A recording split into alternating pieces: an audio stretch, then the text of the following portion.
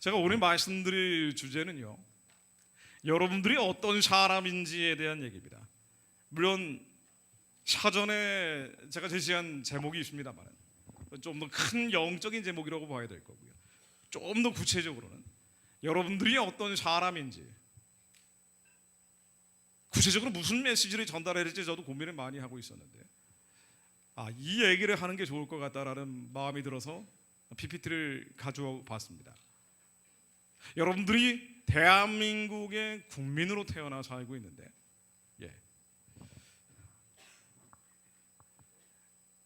여러분들이 가지고 태어난 대한민국 국적이 어떤 의미를 가지고 있는지, 그 의미를 짧은 시간이나마 말씀드리려고 합니다.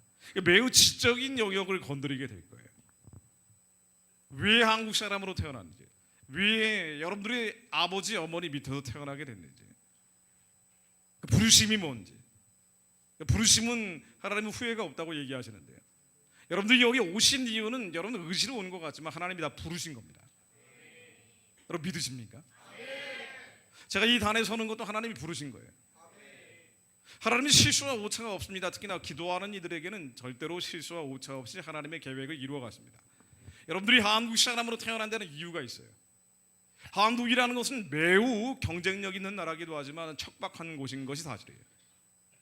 먹고 살기 힘들다고 표현을 하지만 절대적인 빈곤이라기보다는요, 굉장히 잘 사는 나라죠. 한국 세계에서 12번째로 경제 규모가 큰 나라가 됐습니다. 어마어마한 기적을 만들어내서 한강의 기적이라고도 부르는데, 근데 이런 경제적 풍요를 누리고 있고 적어도 굶는 사람들이 없을 정도로 잘 살게 됐음에도 불구하고 살기에는 매우 퍽퍽한 땅이라고 느끼고 있습니다. 너무 좁은 땅에 많은 사람을 모아넣어서 치열한 경쟁 구조 속에 살다 보니까 우리가 상대적 빈곤, 상대적 박탈감 속에 살아가는 게 한국 사람들이고, 특히나 청년 세대는 더더군다나 앞으로 어떻게 살아야 될지, 무엇을 해야 될지 막막하다고 느끼는 사람들이 대부분이란 말이에요. 이걸 흔히 얘기하는 금수저는 말할 나이도 없고 흙수저도 마찬가지예요. 그러니까 한국 교회도 이 청년들에게 어떤 메시지를 전달할 것인지에 대해서 고민할 때 그들의 힘들고 괴롭고 아픈 상황들을 위로하는 메시지를 뛰어넘지 못하는 게 사실이에요. 그런데 분명히 여러분들이 한국에서 태어난 데는요, 하나님이 여러분들이 한국 사람으로 태어나게 하신 거란 말이에요. 반드시 한국 사람으로서의 부르신 이유가 있습니다. 여러분들이 1950년대 태어난 게 아니라 지금 이 세대를 살고 있는 것도 이유가 있는 거예요. 여러분들에게 그 이유를 짧은 시간 판소리 하듯이 물에 옥구슬 굴려가듯이 제가 말씀드려보려고 합니다. 근데 제가 아무리 이 지적인 영역들을 건드려 보려고 해도요, 제가 설교를 할까 아니면은 좀 영적인 이야기를 해볼까 고민을 하다가, 아니야, 오늘은 지적인 이야기를 다뤄봐야겠어라고 생각하게 됐는데, 근데 사실은 제가 아무리 좋은 지식과 정보를 준다고 해도요, 지식과 정보는 지금 너무나 넘쳐나는 시대, 홍수 시대이기 때문에 이 지식과 정보를 성경적 입장에서 여러분들에게 전달한다고 해도 여러분들이 수용을 안 하면 끝이에요. 그러니까 마음을 변화시키는 것은 영적인 것이기 때문에 어떤 면에서는 영적인 결단을 촉구하는 게 더 압축된 시간에 더 강력한 메시지를 전달할 수 있기도 합니다. 그런데도 불구하고 왜 지적인 메시지를 전달하려고 하는 거 아니? 왜 그러냐면요, 이것이 기도하는 분들이기 때문이에요. 그러니까 목사님이 워낙 영적인 훈련을 많이 해놓으셨기 때문에 제가 굳이 이런 부분들을 보완하기보다는 지적인 방향성에 대해서 조금 더 설명드리는 게 낫겠다라는 생각이 들었기 때문입니다. 그래서 여러분들이 왜 한국 사람으로 태어나 살고 있는지, 부르심의 소망이 무엇인지, 가야 될 길이 무엇인지, 해야 될 일이 무엇인지에 대해서 말씀드리려고 해요. 물론 이 얘기를 아무리 제가 장황하게 구체적인 근거로 들어서 얘기한다고 하더라도 여러분들이 마음이 딱딱하게 굳어 있으면 절대 수용되지 않습니다. 왜냐하면 우리의 옛 사람은 여전히 살아있기 때문에, 시름이 정상원시 어둠의 세생주관자 하늘에 있는 악의 영들을 상대한다고 에베소서 6장 12절에 나오는데, 우리 안에 하나님을 대적하는 견고한 진들, 이론들, 이데올로기들이 너무 많이 차 있으면요, 이 죄의 가스들이 차 있으면 아무리 지적인 정확한 방식을 얘기한다고 해도 수용이 잘 안 돼요. 그래서 우리의 이 죄에 대해서 제가 중간중간 계속 말씀드릴 수도 있습니다. 그래서 지적인 이야기를 하지만 영적인 터치도 하지 않을 수 없을 것 같아요.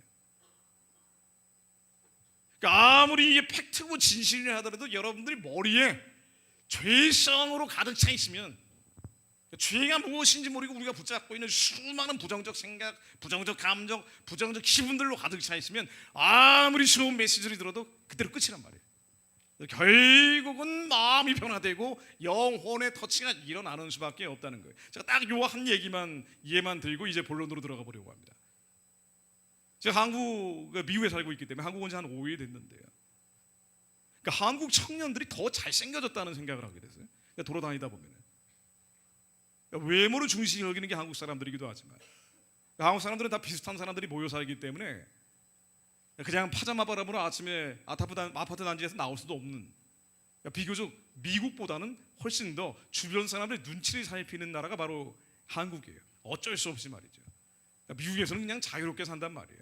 워낙 넓은데 흩어져 살기 때문에, 인구 밀도가 낮기 때문에, 여러 가지 인종들이 메이팅 팟이 되어 있기 때문에 뭐 동양 사람, 서양 사람, 아프리카 사람 다 모여 사니까 키도 아주 천차만별이에요. 제 키가 164cm인데 나이가 드니까 점점 줄어들어요. 그래서 한 1cm에서 1.5cm 줄어든 것 같다는 느낌을 요즘 많이 받습니다. 근데 사실 여러분들 세대에 보면 이 키는 키가 아니에요. 아니, 남자 키가 164cm가 이게 말이야. 이게 조금 문제 있는 키거든. 평균 신장이 한 170 요즘 되니까 말이지. 근데 미국에서는 이런 키를 가지고 있어도 별로 신경이 안 쓰여요. 왜? 이 중남미에서 온 사람들 보면 저보다 한 10cm 정도 작은 남자들이 수두룩 태반이에요. 동남아시아에서 온 사람들도 많고 다 뒤섞여 있기 때문에 굳이 이런 걸 가지고 신경 쓰지 않는 곳이 미국이에요. 그런 면에서는 굉장히 편하죠. 여성들도 마찬가지입니다. 워낙 뚱뚱한 사람이 많으니까 여기 있는 모든 여성들은 미국 가면 다 미인 소리를 들을 수밖에 없어요. 일단 살이 찌지 않았다는 것만으로도 말이죠. 이게 한국 여성들이 미국 가면은 미국 본토 남자들하고 결혼해서 사는 경우가 많단 말이죠. 미국 사람들이 보기에는 한국 여성들이 호리호리하니까 미인으로 본단 말이에요. 자, 그런데 한국에 일단 와보면 어떻게 되느냐, 너무 좁은 땅에 너무 많은 사람들을 모아놓다 보니까 서로가 서로 비슷한 데다가 비교를 하다 보니까 여기서 생기는 수많은 부정적 감정들이 있습니다. 이 컴플렉스예요. 남자가 키가 이 정도는 돼야지라는 생각이 일어나요. 그러니까 제가 오늘 본론과는 상관없는데 먼저 약을 좀 치고 가는 거예요. 여러분들, 여성이 이 정도는 생겨야지 하는 그런 컴플렉스가 있단 말이에요. 그러니까 세계에서 성형이 가장 발달한 곳이 한국입니다. 그러니까 성형 수술을 할 수밖에 없는 여러 가지 이유들이 있는데, 취업할 때도 그렇고 진학할 때도 심지어 이 얼굴을 본다고 하니까. 그런데 솔직히 우리의 외모라는 거는요, 행복과 불행을 결정하는 기준이 아니란 말이죠. 그렇지 않아요? 키가 작으면 좀 어때? 나도 아들 낳고 잘 살고 있는데. 얼굴이 좀 객관적 기준으로 떨어진다라고 평가되면 뭐 어때? 심지어 내가 질병이 있거나 아니 배운 게 좀 없으면 어때? 이 여러분들의 행복과 불행을 결정을 합니까? 결정하죠. 그러니까 성형을 하는 거예요. 그러니까 어릴 때부터 성장 주사 맞는 거란 말이죠. 왜냐하면 이게 한국이라는 사람이 매우 독특한 특징이라고요. 미국에서는 이런 면에서는 굉장히 자유롭단 말이죠. 이렇게 뚱뚱한 흑인 여성들이 여름철이 되니까 입은 건지 안 입은 건지 너무나 자신 있게 돌아다니는 사람들을 쉽게 발견할 수 있는 곳이 미국이에요. 근데 한국에서는 왜 이렇게까지 외모를 중시 여기고 서로 비교하고 서로 경쟁하고 그래서 불행감을 느끼느냐? 이 행복과 불행을 느끼는 건 우리 아래에 있는 생각입니다. 여러분들이 키가 작아서 불행한 게 아니고 객관적인 절대적인 기준이 아니라고요. 키가 작음으로 인해서 내가 불행하다고 느끼는 내 생각이 문제라고요. 이해가 되십니까? 여러분들이 스스로 못생겼다라고 생각하면은요, 못생겨서 불행한 게 아니라 못생겼기 때문에 내가 불행하다고 느끼는 게 불행감을 만드는 거예요.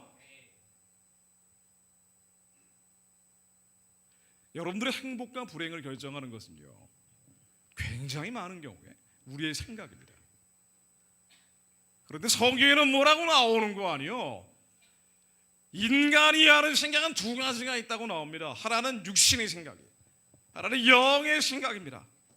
이 두 가지 생각이 있는데, 그러니까 인간의 생각은 두 개예요. 왜냐하면 하나님의 영이 우리 심령 가운데 오셔서 우리의 영이 예수 안에 새로운 피조물로 거듭났단 말이에요. 여러분들이 그래서 영적인 존재들이에요. 육은 잠깐 이 땅에서 걸치고 사는 옷 같은 거란 말이죠. 그리고 일정한 시간이 지나면 이 세상을 떠나서 낙원에 가고, 여러분들은 모두 낙원에 갈 겁니다. 낙원에 머물다가 예수님이 다시 오시면 부활해서 그리스도의 심판대 위에 세워지고 천국과 지옥으로 갈라지는 거란 말이에요. 성경에는 그렇게 나옵니다. 그러니 여러분들이 영적으로 새로 거듭난 뉴 크리에이션, 우리 영적인 존재인데도 불구하고 여전히 우리 안에는 거시기함, 이 혼이라는 게 있기 때문에 아직 다스려지지 않은 옛사람이 있어요. 여기서 나오는 생각을 육의 생각이라 그래요. 그런데 성경에서 뭐라고 얘기하느냐? 저희들은 영의 생각을 해야지 육의 생각을 하면 안 된다. 이 두 가지 생각 가운데 영의 생각은 생명과 평안에 이르는 생각이고, 육의 생각은 사망의 생각이야, 지옥의 생각이야, 죽음의 생각이란 말이에요. 그래서 이게 죄라는 거예요. 우리의 생각 가운데 영의 생각이 아닌 육의 생각, 사망과 죽음과 지옥의 생각들, 부정적인 생각, 부정적인 감정, 부정적인 기분, 불안감, 초조함, 그리고 열등감, 이건 다 영이 주는 생각이 아니라, 우리 안에 계신 성령님이 주는 생각이 아니라 우리의 아직 다스려지지 않는 겉사람의 생각이기 때문에 이 겉사람의 생각, 정과 욕심은 십자가에다 못 박아버려라. 이 성경의 명령입니다.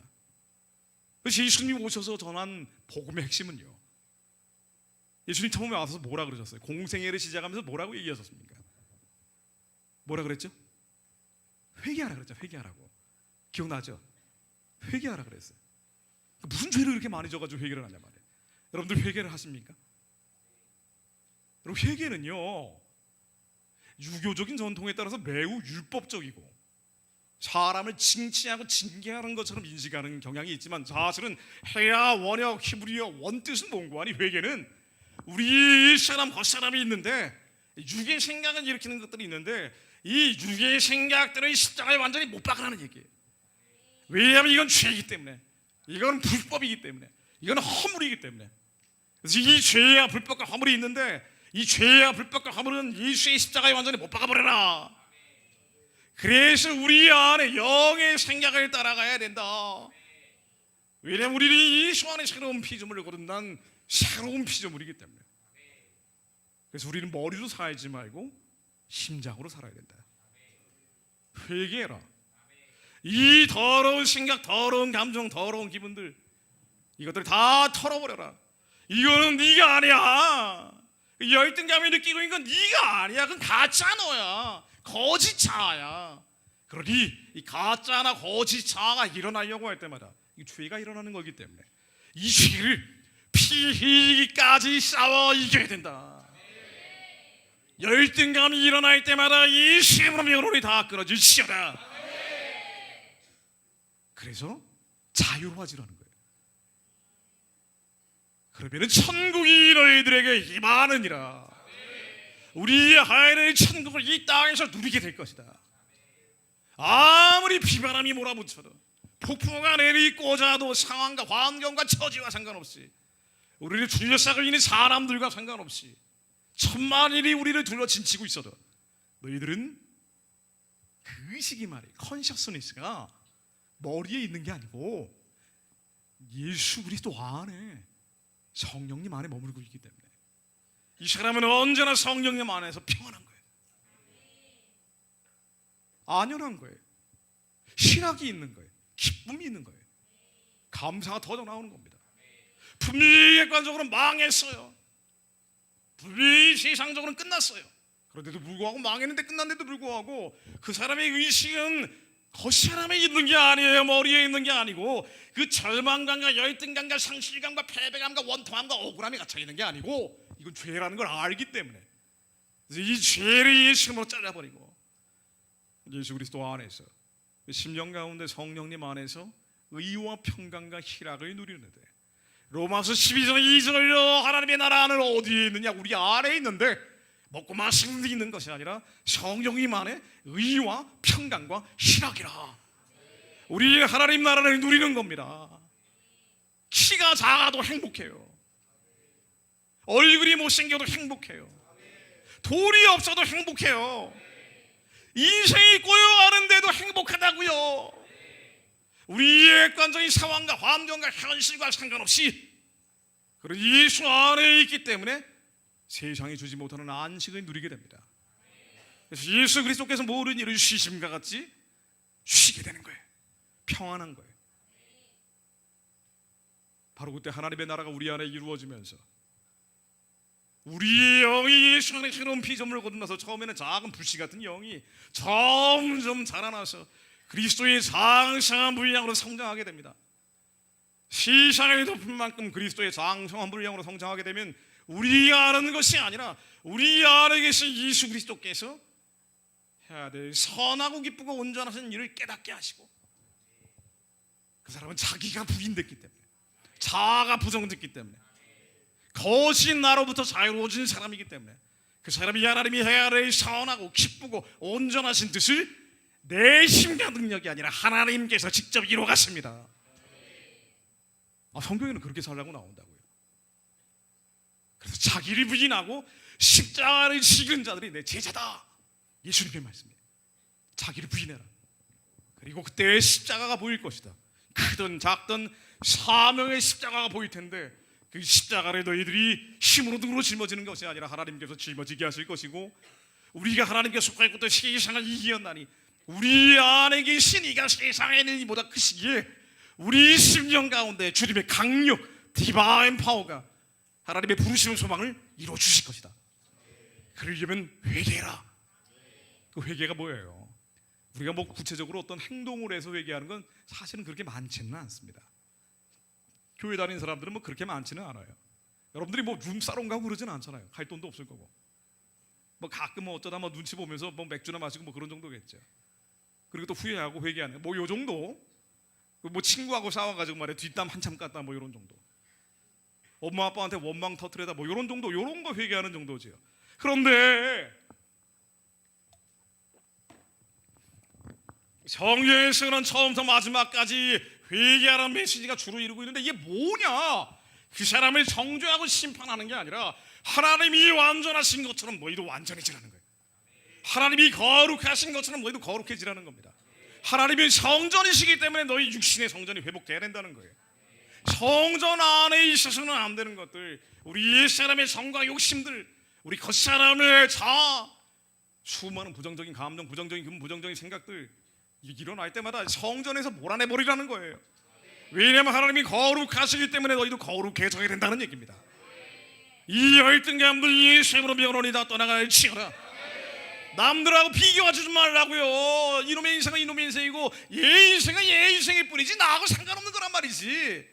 왜 이거로 내 스스로 열등감이라는 죄를 만들어내냐고요. 여러분, 이거 죄입니다. 오지 않은 것 좀 염려 좀 하지 마세요. 마태복음 6장 33절에 예수님이 염려하지 말라고 6번을 얘기합니다. 염려하지 마라, 염려하지 마라, 염려하지 마라, 염려하지 마라. 염려 안 할 수 없는 상황인데 사실은 베드로한테 물 위를 걸으라는 거예요. 이게 얼마나 어려운 일이냐 말이지. 그래서 염려하지 마라. 세상 사람들은 이 세대를 본받으면서 순행한다면 너희들은 이 세대를 거스르는 역행하는 자들이라는 거예요. 쉬운 일은 아니죠. 믿음이 없이는 못하니까. 그래서 믿음이 너희들을 구원할 거라는 겁니다. 믿음이 너희들을 살릴 거라는 거예요. 믿음이 너희들을 구할 거라는 거예요. 하나님을 믿어라. 두드리고 구하고 찾아라. 반드시 기도하는 자는 살리신다. 그러니 두려워하지 마라, 걱정하지 마라, 근심하지 마라, 염려하지 마라. 분명히 염려할 수밖에 없는 상황이에요. 대학 졸업하고 2년 동안 일자리가 없어요. 염려 안 할 수가 있나? 물론 사실 따져보면 그 사람의 죄성 때문에 탐심과 정욕이 많이 작용을 해서 그런 경우도 있어요. 근데 그렇지 않은 경우도 많단 말이지. 하려고 하는데 안 되는 경우도 있단 말이에요. 그리고 우리가 해주시는 메시지는 위로하는 건데 위로하는 것도 한참 지나다 보면 다 책상해버리고 이때 염려가 몰려오는데 하나님이 먼저 뭘 원하시는 거 아니? 하나님 어떻게 이럴 수 있습니까? 2년도 아니고 어떻게 2년 동안 일자리가 없습니까? 해봐야 잠시 단기 일자리 가졌다 그 다음에 또 없어지고, 뭔가 내가 거대한 디자인을 꿈꾸면서 인생을 하나님께 영광을 돌리기 위해서 해보려고 했는데 잘 안 풀리는 거예요. 하나님 그런데 그때 그 사람을 버린 게 아니고 모든 감정 전경 하나까지 하나님이 다 보고 계신데 먼저 주님의 나라를 이루라. 걱정할 수밖에 없는 상황인데 염려하지 마라. 그의 나라를 구해라. 하나님의 나라는 먹고 마시는 데 있는 것이 아니라 성령님 안에 의와 평강과 희락의 나라이기 때문에 그 나라가 우리 심령 가운데 이루어지고 모든 불의가 사라진 하나님의 의가 우리 심장 가운데 통치하기 시작하면, 하나님의 나라가 우리 안에 통치가 이루어지기 시작하면은 이 근심과 싸워 이기면 하나님이 반드시 너를 인도하신다. 그때 너희들에게 복을 주기 원하는데 하나님은 복 주시는 분이에요. 근데 우리가 이 복을 구했는데 안 왔단 말이죠. 그러나 세상 사람들과 정반대로 역행을 했어요. 말씀에 의지하여 그물을 던지니까 그물이 터지도록 하나님이 물고기를 주시더라 이거예요. 심지 않은 포도원과 감람원의 열매를 먹게 하십니다. 파지 않은 우물의 물을 마시게 하실 거예요. 짓지 않은 성읍을 갖게 하십니다. 만들지 않은 가구를까지 주신 분이에요. 그래서 광야를 걷는다 할지라도 하나님이 옷이 헤어지지 않게 하시고 신발이 닳지 않게 하시는 분이에요. 하나님은 까마귀를 통해서도 먹이시는 분입니다. 그래서 하나님은 우리는 신뢰합니다. 두드리는 자에게 반드시 열어주십니다. 참는 자에게 반드시 열어주십니다. 구하는 자에게 하나님이 뱀의 알을 안 주신 분이에요. 성령을 부어주시는 분이에요. 왜 성령이 임하면 인생이 변합니까? 왜? 태초에 천지를 창조하실 때 수면 위에 하나님의 영이 운행하고 그때 빛이 있으나 말씀하시니 빛이 나왔어요. 우리 안에 성령이 충만해지기 시작하면 하나님의 말씀이 생명이 되어 우리 심장 가운데 이미 오셨기 때문에 우리 심령 가운데서 하나님이 말씀하시면 그 말씀이 실제가 됩니다. 여러분들이 구한 복 이상의 복을 갖게 됩니다. 여러분들이 번성을 구했던 것보다 더 번성하게 돼요. 그러니 우리는 먼저 주님의 나라를 구합니다. 아버지의 나라에 있어서는 안 되는 것들, 이 죄, 이 쇠물은 영원히 다 떠나갈 치유다. 나라와 민족에 대한 그 방향성을 말씀드리려고 그랬는데 이 서설이 좀 길어지고 있어요. 어쩔 수 없습니다. 제 의지로 하는 게 아니기 때문에. 여러분들, 이 음란한 자들은 하나님 나라를 구할 수 없습니다. 여러분, 음란에서 벗어나야 돼요. 정욕에서 벗어나야 돼요. 이걸 어떻게 벗어나느냐? 이 무슨 수로 음란과 정욕에서 벗어나냐 말이에요. 특히나 남자들 말이지. 그래서 예수님이 오신 거예요. 그래서 예수님이 오신 거라고요. 태초에 말씀이 계셨고 말씀이 하나님과 함께 계셨고 이 말씀이 하나님입니다.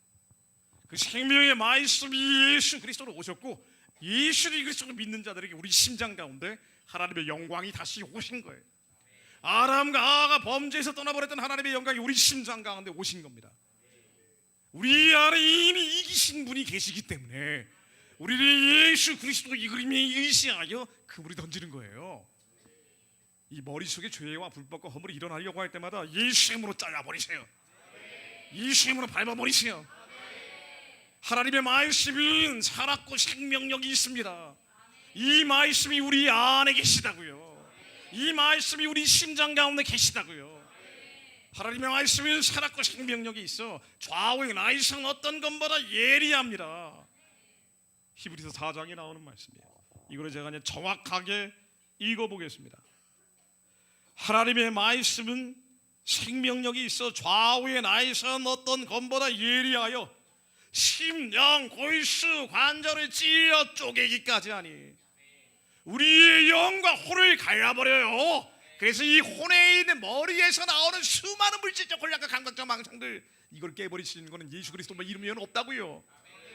예수 그리스도 이름으로 우리 모든 더러운 감정 기분들 예수 이름으로 다 깨지시오다.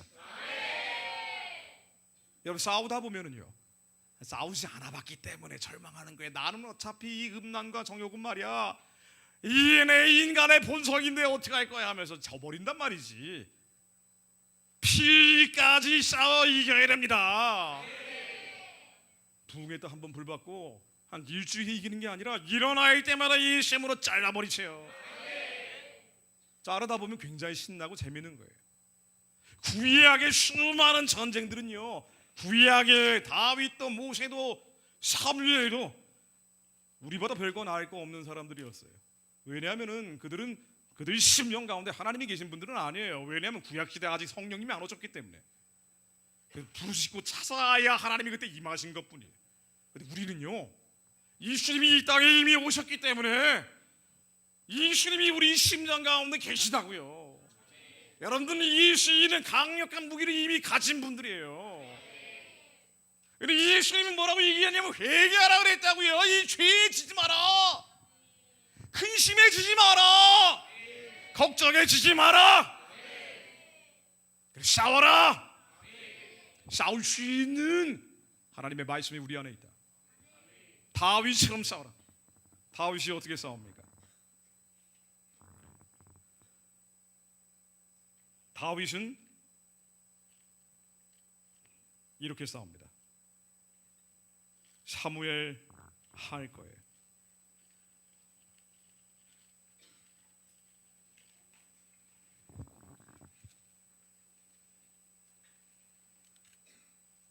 제가 원래 준비한 말씀을 하고 있는 게 아니기 때문에 찾는데 시간이 걸리는 것을 좀 양해해 주십시오. 사무엘하 22장 다윗의 승전가입니다. 여러분, 다윗은 이렇게 싸웠는데요, 다윗은 소유가 육의 전쟁을 할 수밖에 없었어요. 하나님의 영광이 그의 심령 가운데 있지 않았기 때문에. 구약의 수많은 전쟁은요, 신약 시대를 살아가는 우리들에게 영적 전쟁의 사인 같은 거예요. 예표 같은 겁니다. 왜 저렇게 가나안에 있는 브레스 족속들, 아말렉 족속들을 아주 지근지근 밟아버립니까? 여러분, 가나안에 있는 이 아말렉 족속, 브레스 족속은요 멀지 않아요. 이놈들은 우리 안에 있습니다. 우리 안에 있는 죄를 예수님을 밟아버려야 돼요. 그래야 우리를 죽였던 영적인 아말렉, 영적인 브레셋을 예수님을 밟아버릴 수 있습니다. 이렇게 싸워라. 다윗이 싸운 것처럼 싸워라.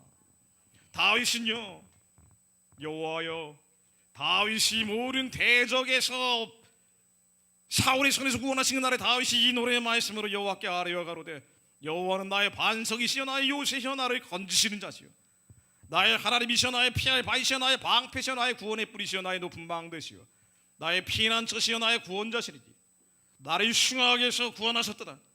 구할 분은 오직 예수 그리스도 외에는 없습니다. 우리를 살릴 분은 예수 그리스도 외에는 없어요. 우리 피하기 위한 산성은 예수 그리스도 외에는 없습니다. 그런데 그 예수가 우리 안에 오셨어요. 그러므로 우리의 싸워 이길 힘이 있습니다. 여러분 싸움이 아니에요. 여러분의 인생은 여러분 싸움이 아니라고요. 우리 안에 계신 예수 그리스도의 싸움이에요. 그런데 먼저 해야 될 게 있어요. 예수님이 말씀하신 것처럼 회개라, 천국이 임하느니라. 먼저 우리 안에 죄와 불법과 허물을 예수님을 밟아버려야 돼요. 20절로 30절로 내가 주를 의뢰하고 적군에 다니며 내 하나님을 의지하고 성벽을 뛰어넘나이다. 하나님은 우리에게 적군에 다니며 성벽을 뛰어넘으라고 명령하시는 분이에요. 전쟁하라고 명령하시는 분입니다. 우리는 이 전쟁에서 도망칠 수 없어요. 피하고 숨고 달아나 버릴 수가 없습니다. 우리 안에 골리앗 떼거리들이 있는데, 지난날의 부정적 경험으로 인해 수많은 상처와 쓴뿌리들이 우리 안에 골리앗이 군대처럼 박혀 있는데, 이것들을 피하지 말고 우리에게 능력으로 띠를 띄어 주셨으니 우리는 예수 그리스도 이름으로 싸워 이겨야 합니다. 40절로 이는 주께서 나로 전쟁케 하려고 능력으로 내게 띠띠우사 일어나 나를 치는 자로 내게 굴복해 하셨나이다. 우리에게 능력을 주셨어요. 우리 안에 예수 그리스도가 능력입니다. 그럼 우리는 성벽을 피하는 게 아니라, 달아나 버리는 게, 숨어버리는 게 아니라, 우리 안에 있는 이 다락과 추하고 악한 생각, 감정, 기분들, 우리가 원치 않는데 어릴 때부터 부모의 학대로 인해서 생긴 수많은 징후와 정일이, 그게 누구를 망치고 있어요? 나를 망치고 있는 거예요. 내 영혼을 망치고 있는 거예요. 왜 얘는 평안하게 자라서 말이지 금수저까지 달고 있는데, 중학교 때부터 외국 유학 가가지고 영어는 능통하고 명문대 가서 앞길이 쫙 열려있는데 나는 이 모양 이 꼴이냐. 하나님은 왜 내 인생을 이렇게 하셨을까 탄식할 필요가 없다고요. 그건 토기장의 마음이니까. 그리고 성경은 말씀하고 있습니다. 하나님이 큰 시련을 주는 데는 반드시 더 큰 사명이 있다고 말해요. 하나님이 아픔을 겪게 하는 데는 반드시 그 아픔을 통해서 아파하는 자들을 위로할 수 있는 능력을 주시려는 거예요. 여러분들이 인생이 정말 피할 수 없는 고난으로 인해서 다른 사람들과 비교해서 누구 친한 사람한테도 얘기하지 못할 정도의 시련과 환난과 고난 가운데 있었으면 말이에요. 하나님은 더 큰 이유가 있어요. 인간은요, 아파보지 않으면 아픈 사람들을 위로할 수가 없어요. 인간은 당해봐야 한다고요. 어릴 때부터 좋은 환경에서 너무나 좋은 교육을 받고 성공 가도로 달리는 사람들 보세요. 인격적으로 훌륭해 보이는 사람들도 있지만 한 가지 특징이 있습니다. 가난한 사람들이 얼마나 가난한지 몰라요. 어쩔 수가 없다고요. 해이엔 괴일은 자기가 아무것도 안 보이고 안 들리니까 가난한 자들을 위로하게 된 거예요. 이스라엘 말구 위에 태어나서 저렇게 발표받기 때문에 인간의 고통을 아시는 겁니다. 여러분들의 큰 시험에는 반드시 큰 목적이 있어요. 그런데 하나님은 이 큰 시련을 준 이유가 왜 원치도 않는데 이런 부모님이 터져서 이렇게 살고 있는 거 아니에요? 우리 안에 죄와 싸워 이기라는 거예요. 그리고 이길 수 있는 이름이 우리 안에 있기 때문에 나로 전쟁케 하려고 능력으로 내게 띠띠우사 일어나 나를 치는 자로 나로 굴복해 갔었나이다.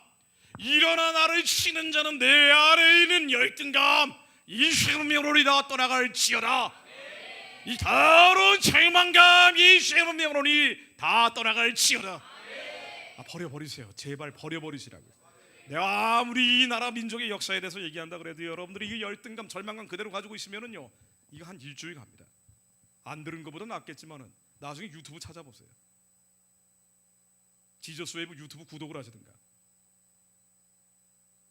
여러분 이거보다 더 좋은 더 중요한 메시지는 여러분들이 죄와 싸워 이기는 겁니다. 하나님이 거룩하시기 때문에 여러분들이 거룩해지는 거예요. 여러분 음란과 정욕을 정당화하면 안 됩니다. 이 생명으로 이 음란한 것들이 다 끊어질지어다.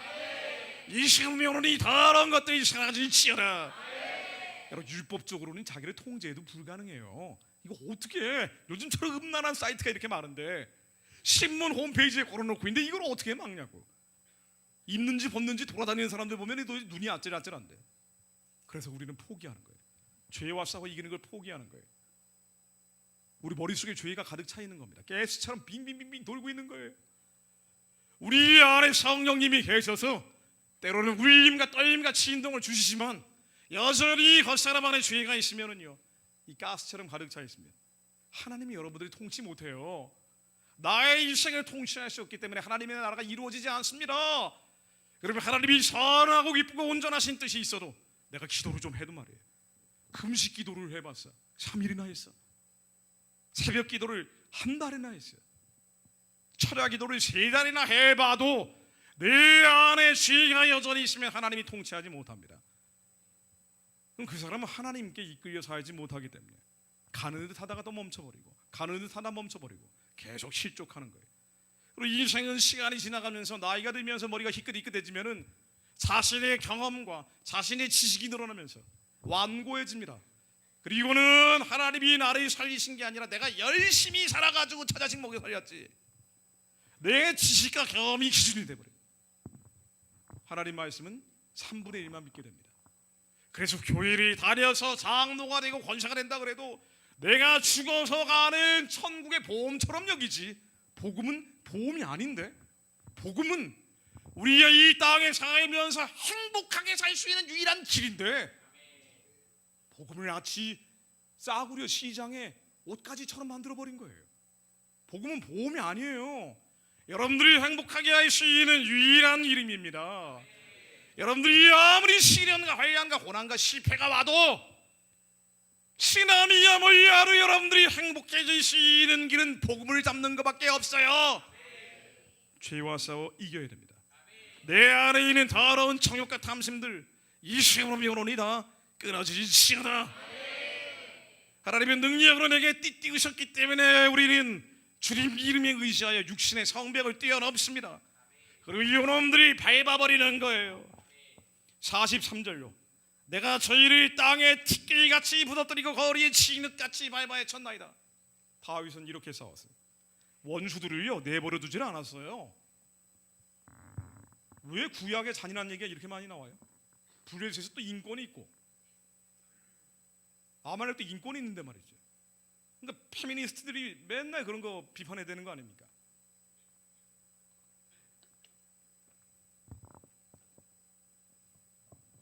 예수님이 이 땅에 오신 이유는 구약의 그림자를 실제로 만든 거란 말이죠. 다윗이 싸운 전쟁은 하나님의 영광이 우리 안에 왔기 때문에 예수 그리스도의 이름으로 우리 안에 있는 원수와 대적들을 완전히 거리의 진흙처럼 밟아야 쳐버리라는 얘기예요. 거리의 진흙처럼 우리 안에 있는 더러운 음란과 정욕은 다 밟아야 젖을지어다. 예수 그리스도의 오노니 바람에나 이는 것처럼 우리 안에 더러운 정욕과 음란은 떠나갈지어다. 근데 우리가 죄가 뭔지 잘 모릅니다. 우리 안에 죄가 뭔지 우리는 몰라요. 왜 모르는 거 아니에요? 죄가 뭔지 모르더라고. 나도 몰랐으니까.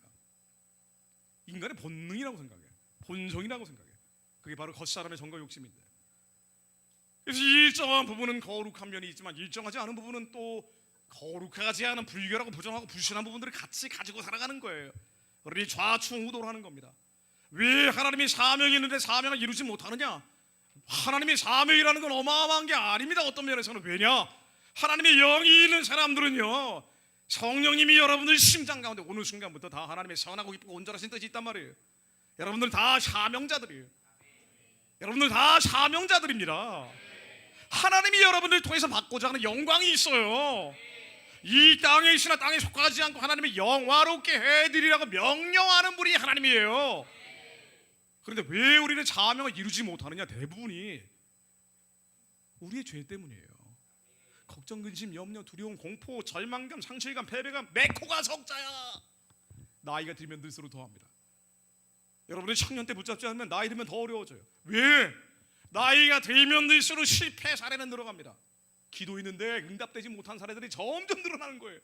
그리고 생존하기 위해서, 살고 먹기 위해서 내 힘과 능력으로 아둥바둥하면서 이 생존 경쟁에서 서바이벌에 따른 성취감을 느끼면서 내가 이 자녀들은 살려냈어. 내 삶의 기준이 내가 돼 있어요. 어느 순간부터는 내 지식과 경험이 돼 있다고요. 그러니까 나이를 시작하면 다 꼰대가 된다는 게 그런 거 아니에요? 꼰대가 뭐예요? 남 얘기 잘 안 듣고 내 지식과 경험이 기준이 됐다는 얘기라고요. 분명히 이 사람이 검사하고 장로인데도 불구하고 별반 사람들이, 세상 사람들과 다를 바가 없게 된다고요. 나이가 들면 원래 좀 그래지는 거예요. 그리고 점점 병이 많아지면서 수많은 상실들을 겪게 됩니다. 사랑하는 사람들은 떠나가요.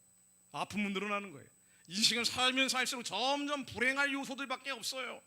그래서 자녀들에게 집착을 합니다. 왜? 자녀들은 아직은 나만큼 상실을 겪지 않았으니까. 또 그 자녀들에게 집착을 해요. 손자 손녀를 보면 행복해요. 아직은 상처를 많이 겪지 않았기 때문에. 이 아이들만큼은 상처 없이 크기를 바라면서 많은 뒷바라지를 해주죠. 그러나 인생은 결국 시간이 지나면 수많은 상실에 또다시 부딪히게 되는 거예요. 허무한 인생이에요. 그래서 하나님의 영이 오셨고 우리 안에 이미 오셨고 예수를 그리스도를 믿는다고 하는데 실제로 사는 삶은 세상 사람과 별 차이가 없어요. 때로는 기도도 많이 하고 새벽 예배, 철야 예배 다 하기도 하지만 하나님이 우리 안에 오시면서부터, 우리 안에 영으로 오시면서부터 우리를 부르셨는데, 하나님이 선하고 기쁘고 온전하신 뜻이 우리 안에 들어왔는데, 왜 하나님인 그 자체가 우리 안에 왔기 때문에, 우리는 새로운 피조물을 거듭났기 때문에 하나님이 이 땅에서 해야 될 일들을 맡기셨는데 자아가 여전히 살았어. 자기가 여전히 살았어.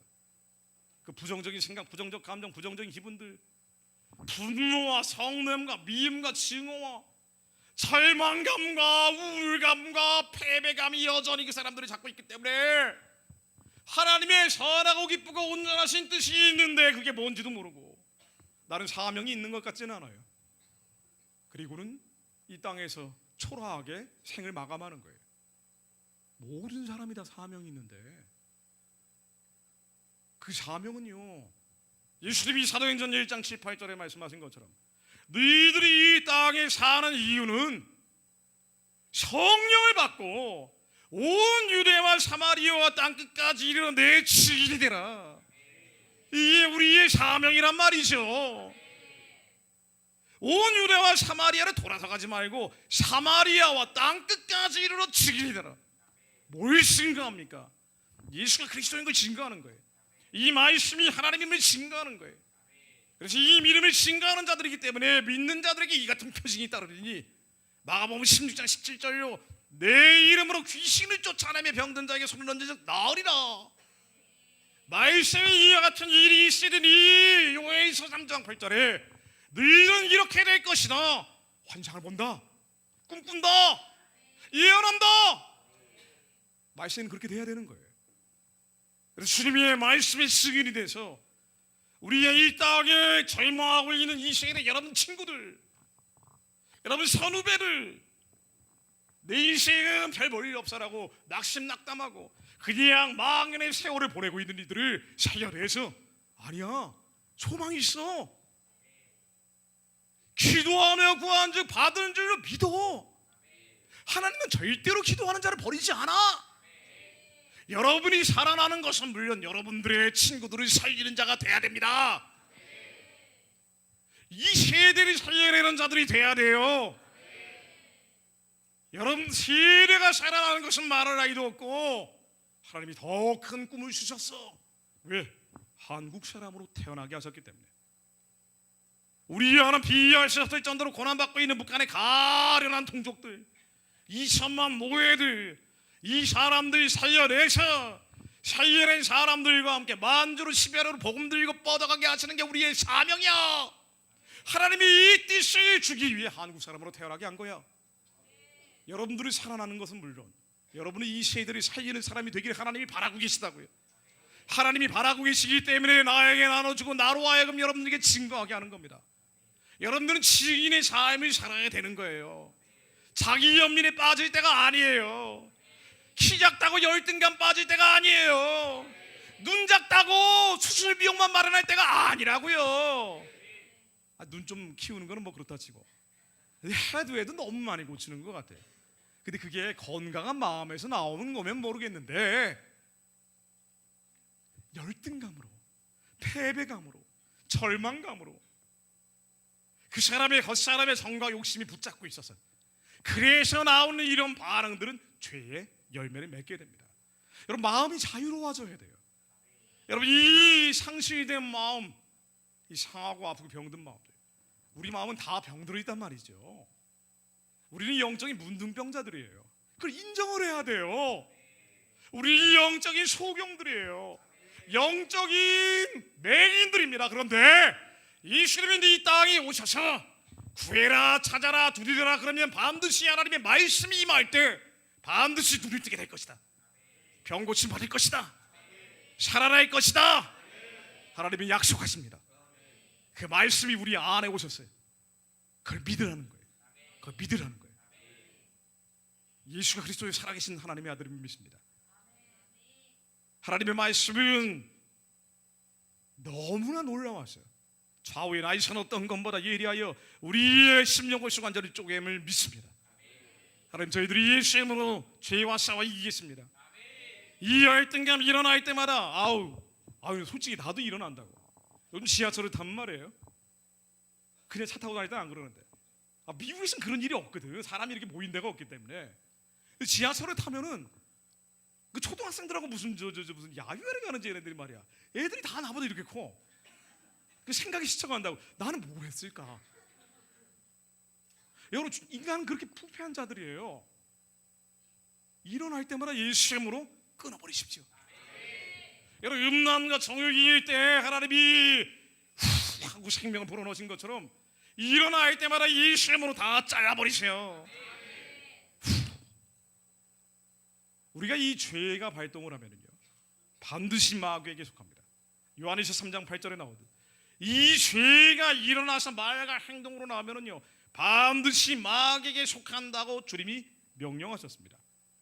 죄를 짓는 자마다 마귀에게 속하나니 하나님의 아들이 나타나신 것은 이 마귀를 멸하기 위함이라. 여러분, 이 죄가 일어나서 말과 행동으로 나오기 시작하면은요, 귀신은 머리 있는 게 아니에요. 추하고도록 악한 영들은요, 우는 사자처럼 우리를 빙빙빙빙 계속 돌고 있다고요. 어떻게 하면 이놈들을 무너뜨릴까? 어떻게 하면 이놈들을 죽일까? 어떻게 하면 이놈들을 망하게 할까? 마귀들은 가만히 있지 않고 베드로전서 5장 8, 9절에 나오듯 그시나라 깨어라, 너희 대적 마귀가 우는 사자처럼 삼킬 자를 찾고 있으니 너희는 믿음을 굳게 하여 저를 대적하라. 마귀들은 원래 그렇다고요. 마귀들은 죽이고 도둑질하고 멸망케 하는 것들이기 때문에 계속 우는 사자처럼 우리를 빙글빙글 돌고 있는 거예요. 그래서 우리 아마 죄를 지을 때, 우리 안에 겉사람이 아직 통제되지 않는 죄성들이 드러나 버릴 때, 말과 행동으로 나올 때 이 마귀들은 탁 붙잡아 버리는 거예요. 우리가 분노가 아직 통제되지 않고 있어요. 증오와 미움이 다스려지지 않고 있어요. 이게 죄인지 모르고 나의 다혈질적인 성격인 양, 나는 매우 화끈한 사람이야 라고 정당화하면서 붙잡고 있었어요. 그러다가 열받는 일이 있어서 터트려버렸어요. 죄를 집니다. 그럼 어떻게 돼요? 죄를 지으면 마귀에게 속한다니까요. 추하도록 악한 영들은 내버려 두지 않습니다. 분노의 영, 증오의 영, 미움의 영. 그래서 하나님의 아들이 나타나신 이유가 뭐냐? 바로 이 마귀의 죄를 멸하기 위함이에요. 이 시험으로 멸하니 이 마귀의 우리 안에 분노는 다 떠나갈지어라. 이 시험으로 멸하니 증오, 시임 다 떠나갈지어라. 피해까지 싸워 이기는 군대가 일어날지어다. 이 시험으로 멸하니 내 안에 있는 시기, 질투하는 마음들 다 끊어질지어다. 내 안에 상실감, 패배감, 여러분을 망치는 건 상실감과 패배감이에요. 이게 여러분들을 자극해서 성공시키는 게 아닙니다. 죄의 심에서 자유로워져야 돼요. 내려놓는다고 내려와지는 게 아니에요. 싸워야 됩니다. 주님이 싸우라고 명령하셨는데 왜 싸우질 않는 거예요? 사람한테 성질 부리지 말라고요. 엄마 아빠한테 성질 부려봐야 소용이 없어요. 나를 박해하고 핍박하는 사람한테 욕해봐야 소용없습니다. 어차피 영적인 세계에서 벌어지는 일들이에요. 먼저 주님의 나라가 우리 안에 이루어져야 되기 때문에 우리 안에 이 미움, 증오, 분노, 이 시험으로 다 끊어질지어다. 완전히 끊어버려야 됩니다. 싸우세요. 싸워 이기시라고요. 예, 이겨야 됩니다. 이길 준비가 됐습니까? 지지 마세요. 우리 안에 예수 그리스도가 오셨기 때문입니다. 완전히 지근지근 밟아서 거리의 진흙처럼 밟아 해서버릴지어다. 우리가 왜 기도합니까? 왜 기도해요? 우리의 부족과 결핍을 채우기 위해서 기도하나요? 아니에요. 아닙니다. 부족과 결핍은 하나님이 채우시는 거예요. 주님은 먼저 주님의 나라가 이루어지라고 명령하셨습니다. 우리 안에 죄를 지근지근 밟아버려야 돼요. 우리 안에 있는 독사와 독충과 독뱀들, 주님은 우리에게 성령님을 보내셨기 때문에 뱀과 전갈을 밟고 원수의 모든 능력을 제할 권세를 주셨어요. 뱀과 전갈은 우리 안에 있습니다. 우리 안에 있는 원통함과 억울함의 뱀과 전갈들 이 시험으로 다 끊어질지어다. 완전히 죽어질지어다. 부르심의 소망은요, 거룩해질 때 주님이 주시는 거예요. 내가 살아가야 될 이유는요, 하나님이 주시는 겁니다. 에베소서 1장을 보면은요, 이런 말씀이 나옵니다. 이 주제를 말씀드리고 제가 내려가겠습니다. 사전 정지 작업을 하느라 시간이 다 갔습니다. 에베소 교회 교인들에게 사도 바울은 이렇게 기도합니다. 1장 15절을 보면은요, 15절부터 19절까지 한번 여러분들이 한 목소리로 읽어볼까요? 제가 물을 마시는 동안 읽어주십시오. 1장 15절에서 19절입니다.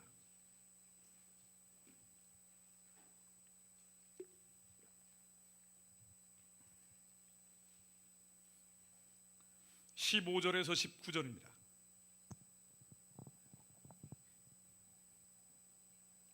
시작.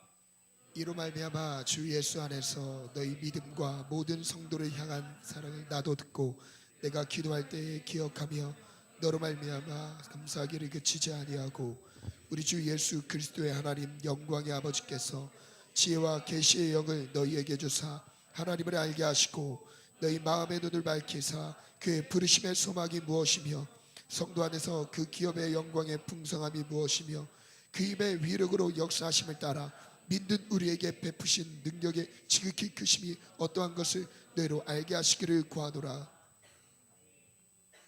에베소 교인들은 하나님을 잘 믿는 순교자들이 나오는 교회였어요. 그런데 사도 바울은 이렇게 기도합니다. 지혜의 눈이 열리기를 기도합니다. 닫혀 있었기 때문에 부르심의 소망이 무엇인지 알게 해달라고 기도합니다. 살아가야 될 이유가 부르심의 소망이에요. 하나님이 사랑하고 경외하는 자들이었음에도 불구하고 부르심의 소망 살아가야 할 이유에 대해서 모르는 이들이 있었기 때문에 마음의 눈을 너희들이 열어야 된다. 그래서 부르심의 소망 살아갈 이유가 무엇인지 깨닫기를 구한다. 하나님께서 지혜와 계시의 신을 너희들에게 주셔야 된다. 그리고 그 기업의 영광의 풍성이 어떠한 것인지 알기를 원한다. 하나님의 기업이 이루어질 때, 하나님의 뜻이 하늘에서처럼 이 땅 가운데 이루어질 때 그 풍성한 영광, 하나님이 받으실 영광이 얼마나 큰지 너희들이 알기를 원한다. 너희들의 부르심의 소망, 우리 안에 하나님의 영이 오면서 하찮은 인생은 이제 없어진 거예요. 더 이상 별 볼일 없는 인생은 끝난 겁니다. 하나님의 영이 우리 안에 오셨기 때문에 하나님이 우리를 통해서 받고자 하는 영광이 있는 거예요. 이 부르심의 소망이 있어요. 이것을 이루면 하나님께서 큰 영광을 받으시는데 이게 얼마나 큰지 너희들 모르지? 사도 바울이 이렇게 얘기하는 거예요. 그걸 좀 알아야 된다. 이걸 알아야 너희들이 자기를 부인하고 십자가를 지고 아버지의 뜻이 하늘에서처럼 이 땅 가운데 이루면서 아버지의 뜻이 실제가 되게 하면 그 기업의 영광의 풍성함이 어마어마해서 나중에 너희들이 그리스도의 심판대 위에 서게 될 때 반드시 너희들에게 물어보실 텐데 뭐하다 왔니?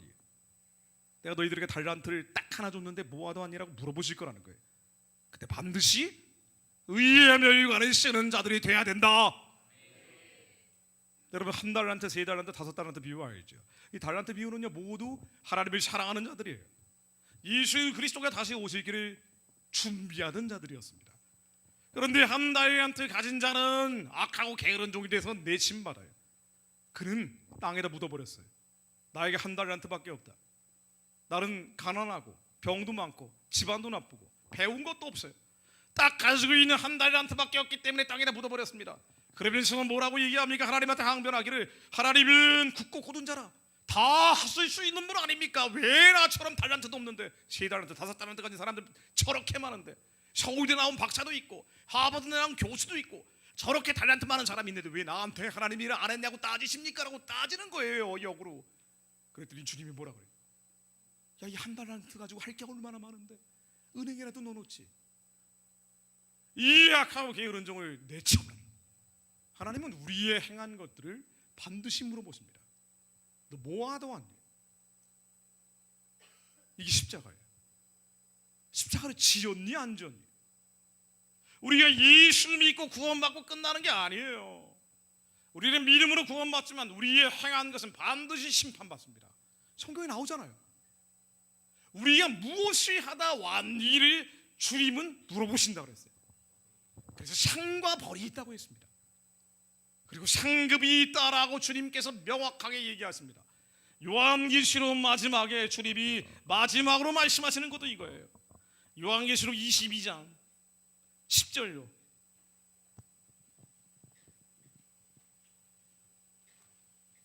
요한계시록 22장 10절, 11절, 12절입니다.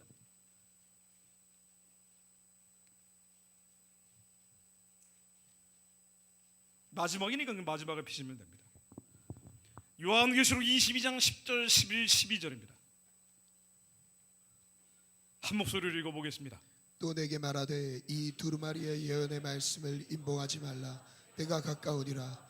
불의를 행하는 자는 그대로 불의를 행하고 더러운 자는 그대로 더럽고 의로운 자는 그대로 의를 행하고 거룩한 자는 그대로 거룩하게 하라. 보라 내가 속히 오리니 내가 줄 상이 내게 있어 각 사람에게 그가 행한 대로 갚아주리라. 아멘. 예수 믿고 구원받고 끝난 게 아닙니다. 그가 일한 대로 갚아주신다고 했어요. 우리한테 한 달란트 주셨는데 그 달란트를 어떻게 했는지 반드시 물어보십니다. 이게 뭐예요? 왜 사도 바울이 에베소 교인들에게 부르심의 소망을 깨닫게 해달라고 기도합니까? 우리에게 하나님이 주신 사명이 있는데 그 사명을 다들 잊고 있기 때문이에요. 그래서 이거 반드시 이루어야 된다. 왜냐하면 주님이 다시 오셔서 심판 때에서 물어보실 테니까. 사실 제일 두려운 게 이거예요. 우리 다시 삽니다. 죽으면 천국 가고 끝나는 게 아니에요. 성경에는 낙원과 음부라고 표현이 되어 있어요. 낙원으로 갑니다. 그리고 주님이 다시 오시면 부활합니다. 심판대 위에 올라갑니다. 각 사람의 그 행한 대로 주님이 갚으십니다. 그리고 교회에 안 나간 사람은 말할 나이도 없고 새 하늘과 새 땅이 열리게 되는데, 교회에 안 나간 사람은 말할 나이도 없고 21장 8절로 그러나 두려워하는 자들과 믿지 아니하는 자들과 흉악한 자들과 살인자들과 행음자들과 술객들과 우상 숭배하는 자들과 거짓말하는 자들과 이런 자들은 불과 유황으로 타는 못에 참여하려니 이것이 둘째 사망이라. 믿지 않는 자들은 말할 나이도 없고 두려워하는 자들, 흉악한 자들, 행음자들, 음란한 행위를 했던 자들, 거짓말하는 자들까지 싸그리 둘째 사망에 참여한다고 나와요. 불과 유황으로 타는 지옥으로 가버린다고 나온다고요. 무서운 얘기예요. 하나님이 사명을 주셨는데 이 사명을 이루지 않은 자들, 두려워해서 이루지 않은 자들, 정말 두렵고 떨리는 일이란 말이에요. 그런데 여러분들은 다 사명이 있습니다. 여러분 인생 행복하게 살다 가는 게 사명이 아니에요. 내 인생만 챙기다 가는 게 사명이 아닙니다. 왜냐하면 하나님이 우리 심장 가운데 오셨기 때문에. 이 내 인생이 아니라 이제 하나님의 인생이 된 거예요. 우리의 주인은 내가 아니라 예수 그리스도가 되신 겁니다. 근데 요 자아가 겉사람이 옛사람이 아직도 살아가지고 내 문제인 것처럼 계속 걱정 근심 염려하고 앉았는 거야. 인생 꼬였다고 계속 탄식하고 절망하고 절구하고 있는 거예요. 그러니 거리에 시름처럼 발발 쳐버려야 된다고요. 예수의 이름으로. 여러분 지지 마세요. 열등감에 지지 마세요. 열등감은 예수의 이름으로 다 떠나갈지어다. 패배감은 예수의 이름으로 다 떠나갈지어다. 절망감은 예수의 이름으로 영혼이 다 떠나갈지어다. 여러분들이 대학에 나왔든 안 나왔든 그 중요한 게 아니란 말이에요. 이게 성공과 실패를 결정하는 게 아닙니다. 그거로 인해 실패했다는 그 사람의 생각이 인생을 지배하는 거예요. 이 부정적인 생각, 부정적인 감정, 부정적인 기분, 나는 너무 예민해요. 여러분 마음의 눈이 열기를 예수 그리스도의 이름으로 기도합니다. 육안으로 보는 게 아니라 마음의 눈이 열려서 영적인 눈으로 바라봐야 돼요. 제가 아는 한 분이 우연히 선배 태블릿 PC를 보다가 회사 다닌 분인데 구조조정 명단에 자기 이름이 올라간 걸 보게 됐어요. 어렵게 들어간 회사인데, 아니 참 희한하죠.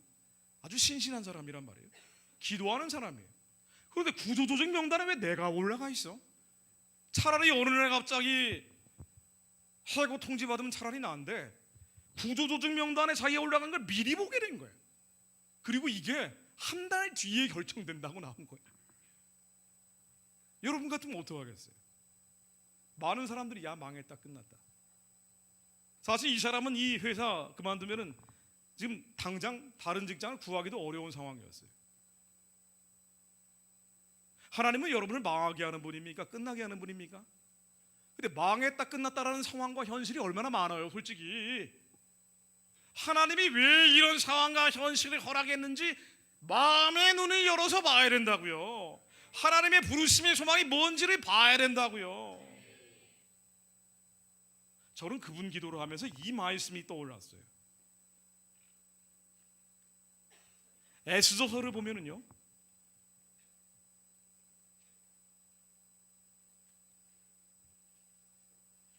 하만의 괴계가 나옵니다. 에스더는 당시 세계적인 제국의 왕후였죠. 유대인이에요.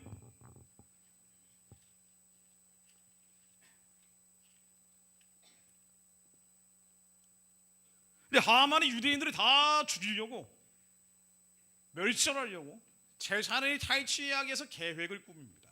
그러니까 하만은 사탄을 상징하고 있죠.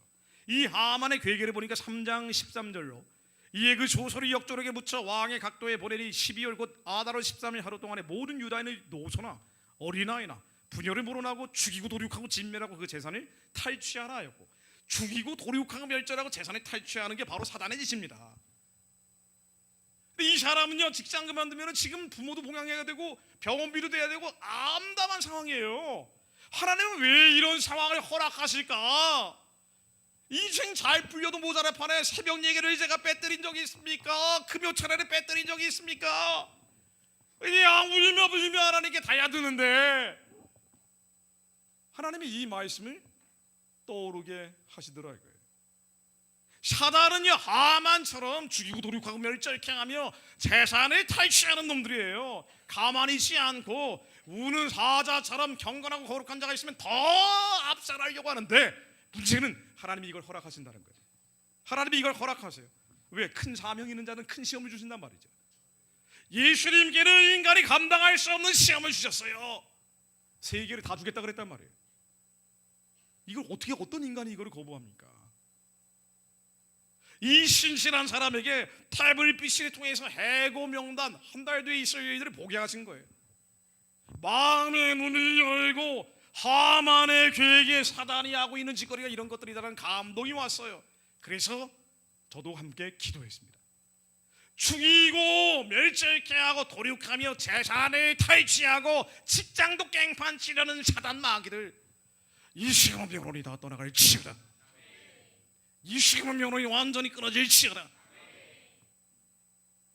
하나님은 왜 이렇게 하시는 거 아니에요? 우리의 마음의 눈이 열려서 부르심의 소망이 무엇인지 알게 하려고. 그래서 오직 죽은 자를 살리신 하나님만 믿게 하려고. 그래서 그냥 구조적으로 시킨 게 아니라 한 달 전에 이걸 보게 하셔가지고 기도하게 하시더라 이거예요. 그리고 기도하고 구하고 나의 영이 자라게 하셔서 하나님께서는, 아니 취업이 되고 안 되고 직장 있고 안 있고 이게 문제가 아니라 이 사람의 영이 성장해서 어떠한 폭풍 속에서도 두려워하지 않는 자가 되기를 원하시는 거라고요. 저는 기도하면서 이런 감동이 들었습니다. 이 사람 절대 안 잘리겠다. 하나님이 더 좋은 길로 연결시켜 주실 것이다. 설령 이 구조조정이 된다 그래도 하나님은 기도하는 자를 더 높이셔서 장대 하만의 계획에 사단의 계획이 달리게 하실 것이다. 여러분은 마음의 눈이 열려서 하나님의 부르심의 소망이 무엇인지 깨달아야 됩니다. 여러분들이 왜 한국 사람으로 태어난지 알아요? 한국 사람으로 할 일이 있기 때문입니다. 미국 사람으로 태어나면 좋거든요. 여러분들 영어 잘할 거 아니에요. 일단 억지로 영어 안 배워도 되거든요.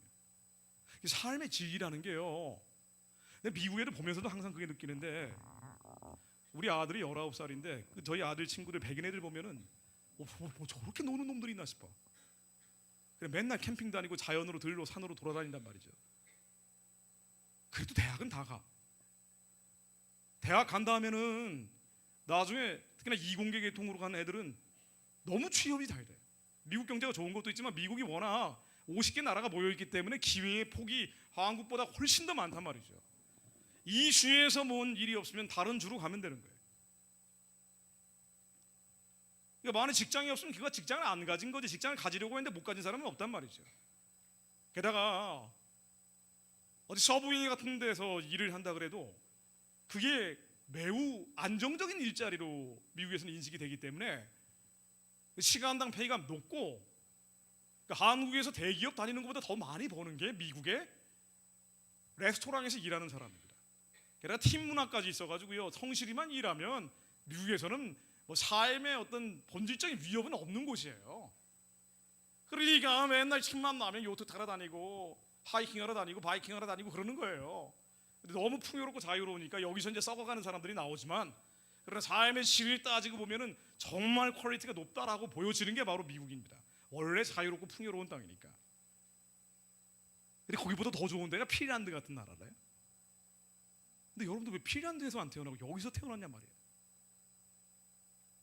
여기서 말이지 진짜 머리 터져라고 경쟁하고, 경쟁해도 뭐 잘 되는 것도 없고 말이지. 너무 영리를 건드린 것 같습니다. 여러분들이 여기 태어난 이유는요, 이유가 있어요. 여러분들 원해서 태어난 게 아니잖아요. 하나님이 한국 사람으로 태어나게 하신 거예요. 하나님이 여러분들을 이 시대에 이 장소에 부르신 데는 반드시 이유가 있습니다. 한 사람에게 하나님의 영이 임하면은요, 하나님의 부르심의 소망이 오는 거예요. 예전 것은 갖고 새로운 피조물이 되고 그 사람의 부르심의 소망이 생기기 시작합니다. 내 죄가 여전히 가득 차 있으면 그 소망이 무엇인지 깨닫지 못하지만, 그러나 우리 안에 성령님은 알고 계신 거예요. 그래서 깊이 기도를 해보면 내 소망이 무엇인지 발견되는 거예요. 여러분 모두 소망이 있는 사람들이에요. 하나님이 어린애 갑자기 모세처럼 유대인을 구해라, 어린애 갑자기 밖에서 오는 게 아니라 이미 여러분들 안에 하나님이 오셨다고요. 하나님이 주신 소망이 있는 사람들이에요. 해야 될 이들이 여러분들이 이미 심장 가운데서 가지고 있는 사람들이란 말이죠. 자, 그런데 왜 한국 사람으로 불렀느냐? 한국 사람으로 해야 될 일이 있기 때문에 부른 겁니다. 그럼 왜 한국 사람으로 불렀느냐? 이 나라는 매우 특이한 나라라는 걸 여러분들이 아셔야 돼요. 사실은 이제 오늘 이 강의를 하려고 했는데 제가 강의를 하기 전에 기초공사를 하다가 시간이 다 갔습니다. 근데 괜찮아요. 기초공사가 더 중요한 거예요. 대한민국은요 매우 독특한 나라입니다. 여러분들이 살고 있는 이 나라는 인류 역사상 나온 적이 없는 나라예요. 너무 선민의식을 가지고 얘기하는 거 아닙니까? 아실지 모르지만은 분명히 선민은 유대 백성들이라고 나옵니다. 그렇죠? 선민은 유대인들이에요. 그런데 또 하나의 뭔가 특별한 부르심인 나라가 바로 대한민국입니다. 이 나라는 인류 역사상 유일하게 예수 그리스도 이름으로 만들어진 나라이기 때문이에요.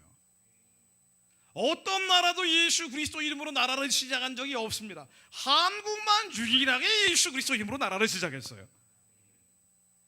1948년 5월 31일 날 초대 국회를 시작을 할 때 당시 임시의장인 이승만이 앞에 나와서 세 가지를 감사를 합니다.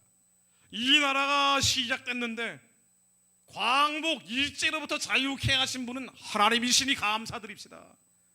이 나라를 시작하는데 나라를 시작하게 하신 이가 하나님이시니 감사드립시다. 특별히 기도하며 시작하게 된 것을 하나님께 감사드립시다. 그리고 198명의 초대 국회의원들이 다 일어났어요.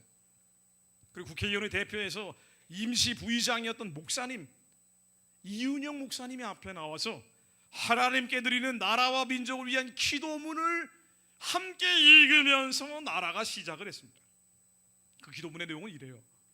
하나님 지금 너무 가난하고 굶주리고 있는데 민생의 복락을 주십시오. 복을 구합니다. 좀 잘 먹고 잘 살게 해달라는 거였어요. 그렇지 않으면 하나님 마귀의 권세가 창궐을 합니다. 마귀라는 나라가 들어갑니다. 이 하나님께 드리는 나라와 민족을 위한 기도문에 말이죠.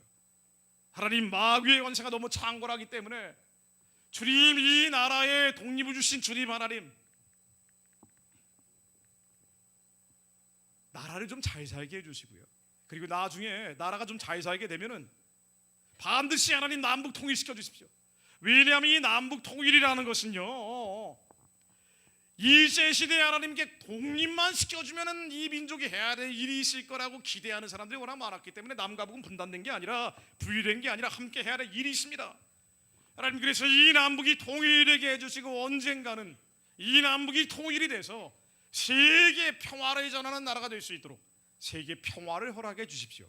이 대한민국 시작될 때 세 가지 기도의 제목이 바로 민생의 복락, 남북 통일, 세계 평화였어요. 그리고 이 모든 것을 예수 그리스도 이름으로 기도드립니다라고 아멘하면 198명의 국회의원들이 다 예수 이름 부르면서 시작을 합니다. 이런 나라는 한국 말고는 없습니다. 그런데 이 나라가 왜 이렇게 예수의 이름으로 시작됐느냐? 그냥 된 게 아니고 역사적으로 따라가 보면은요, 여러분 종교개혁이라는 거 들어보셨죠? 루터의 종교개혁. 루터의 종교개혁은 다시 말씀으로 돌아가자는 거였어요. 우리의 관념적인 철학, 아리스토텔레스, 플라톤 철학 이런 거 말고 하나님의 말씀 그 자체로 돌아가자. 소야 스크립투라 이 성경에 나오는 하나님 그 자체로 돌아가서 유럽을 변화시키려고 했는데 여전히 로마 캐톨릭의 세력이 너무 강한 거예요. 그래서 다시 유럽에서 패퇴된 신교도들이 영국으로 건너가서 청교도가 됩니다. 청교도 들어봤죠? 제가 세계 역사를 짤막하게 요약해 보는 거예요. 그래서 다시 영국을 변화시키려고 했는데 영국도 여전히 로마 캐톨릭 영향이 강한 거예요. 국교회라는 이름에. 그래서 여기서 패퇴된 청교도들이 혁명을 올리버 크롬웰이라는 사람을 통해서도 시도해 보지만 실패합니다. 다시 메이플라워를 타고 진짜 말씀만 믿는 사람들이 나라를 만들어야겠다. 그래서 미국이라는 나라를 건너온 거예요. 미국에 많은 청교도들이 몰려옵니다. 프리머스라는 데 개척지를 만들고 청교도 식민지를 만들기 시작했어요. 그런데 이 청교도의 마인드는 종교개혁의 정신이었기 때문에 말씀이 곧 하나님이고 이 말씀을 믿는 자들이 하나님의 약속을 실천해야 된다, 이런 신앙을 가지고 나라를 세웠는데, 사실은 주도한 사람들은요, 이 청교도들 말고 이신론자라 그래서 이성적인 신을 믿는 사람들, 미국 건국의 아버지라는 분들이요, 하나님을 알기는 했지만 이성적으로 하나님을 이해하는 토마스 제퍼슨이라든가 조지 워싱턴이라든가, 그러니까 진짜 이 말씀을 믿는 사람들은 아니었단 말이죠. 그래서 정교 분리라는 원칙을 헌법에 집어넣었을 정도예요. 그러나 분명히 청교도의 마인드가 있었기 때문에 미국도 타락할 것 같은 분위기가 짙어지면 2차 종교 각성운동, 2차 종교 각성운동 같은 게 일어나서 미국을 다시 한번 뜨겁게 만드는 분위기가 만들어졌습니다. 그런데 워낙 넓기 때문에 완전히 바꾸기에는 한계가 있었죠. 그래서 2차 대각성운동이라는 걸 통해서 미국이 독립을 하고 영국으로부터 2차 대각성운동을 통해서 흑인 노예들을 해방하는 남북전쟁을 치르게 되고, 이 종교개혁의 불이 미국에 건너와서 노예들을 해방하면서 이제는 전 세계 노예를 해방하기 위한 하나님의 마지막 때의 흐름들이 나오기 시작합니다. 그래서 2차 대각성운동의 주인공 중에 한 명이 D.L. 무디라는 사람이 있어요. 미국의 유명한 부흥사거든요.